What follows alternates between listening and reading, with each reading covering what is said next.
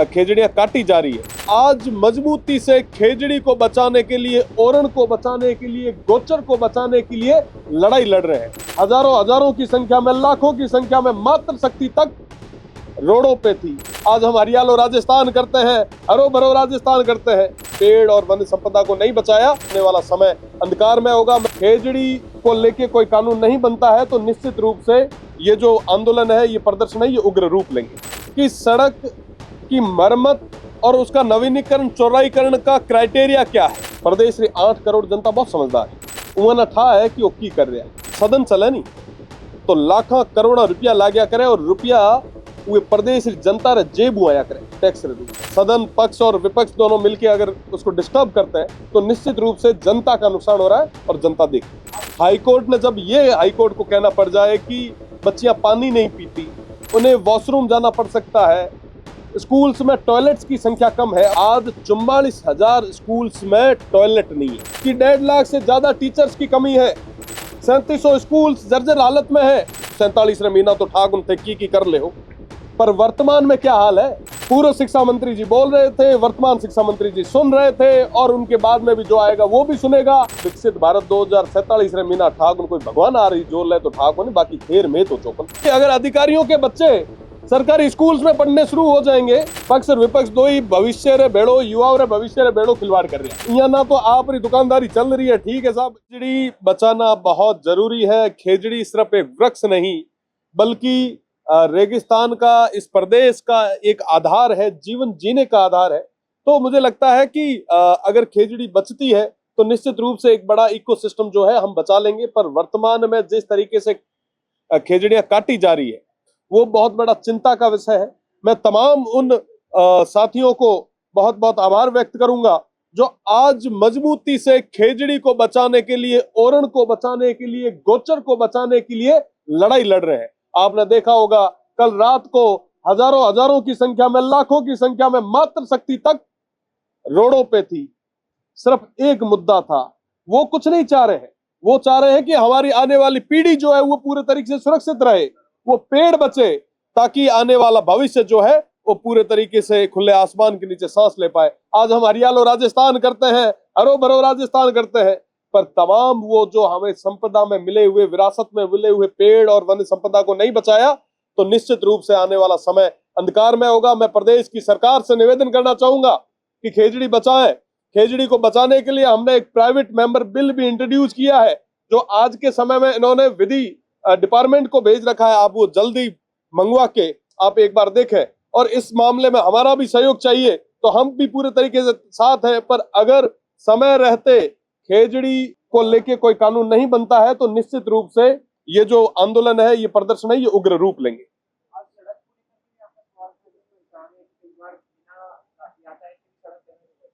बिल्कुल, आज सड़कों को लेके मेरा सवाल था और हमने माननीय मंत्री जी से पूछा कि सड़क की मरम्मत और उसका नवीनीकरण, चौड़ाईकरण का क्राइटेरिया क्या है। उन्होंने कहा कि 8 साल के अंदर या कोई ट्रैफिक की वजह से या तमाम चीजों को, जो टाइम लिमिट उन्होंने 8 से 10 साल बताई है। मेरी जो रोडें थी, जो मैंने मुख्य रोडें उनको दी, जिसमें गूंगा स्वामी का गांव हड़वा हड़वेचा रोड थी, शिव कोटड़ा नांद रोड थी, साथ ही साथ जालीपा टू हरसाणी रोड थी, हाथमा रामसर रोड थी और एक महत्वपूर्ण रोड जो हरसाणी से झड़कली फतेहगढ़ रोड थी। ये 5 रोडें मैंने उनको कहा कि ये रोडें जो 8 साल हो गए हैं जिनको बने हुए, पर अभी तक प्रदेश की सरकार ने इन पे कोई डिसीजन नहीं लिया है। तो मुझे आज माननीय मुख्यमंत्री जी ने, उप मुख्यमंत्री जी ने कहा है कि हम आने वाले समय में परीक्षण करवा के करवाएंगे। मैं उम्मीद करता हूं कि आने वाले बजट में उन तमाम रोडों को वरीयता मिले।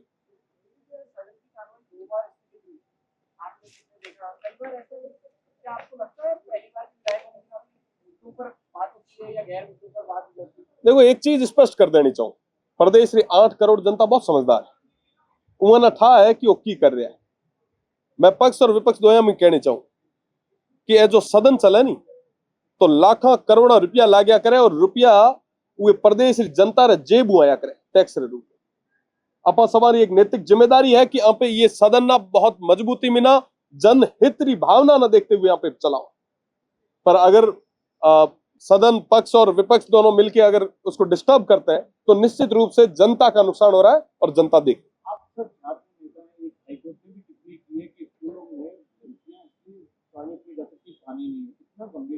देखिए बहुत गंभीर मुद्दा है।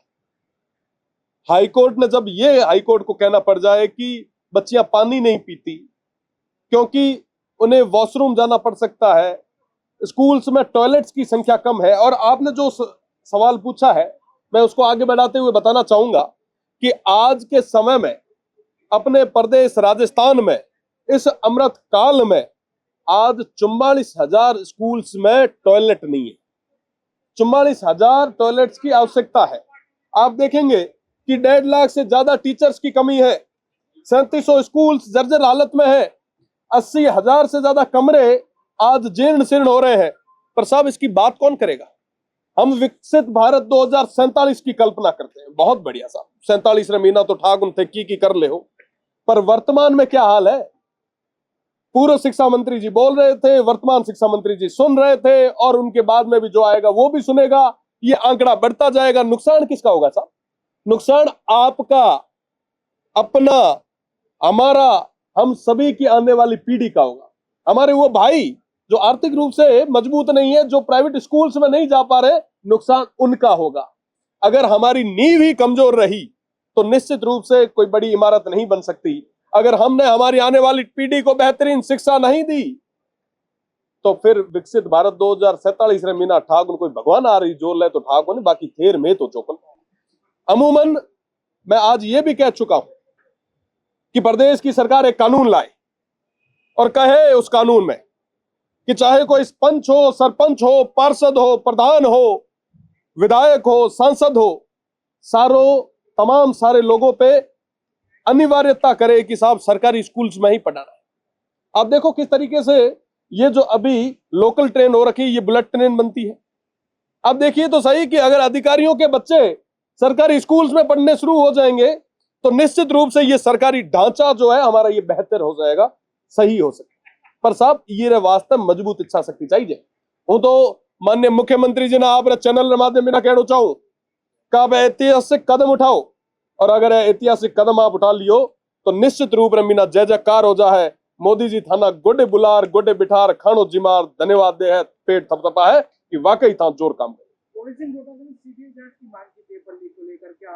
अरे साहब ये सीबीआई मांग करनी ओ कहनो फुटबॉल बढ़ावे, ये कहना कहीं कौन करनु है। पक्ष और विपक्ष दो ही भविष्य रे बेड़ो, युवाओं रे भविष्य रे बेड़ो खिलवाड़ कर रहा है। यहाँ ना तो आप री दुकानदारी चल रही है, ठीक है साहब, यहाँ 19 करया तो साहब मां 18 ही करया है, बाकी है भी मासियाई भाई जे करो कोई तंत को नहीं।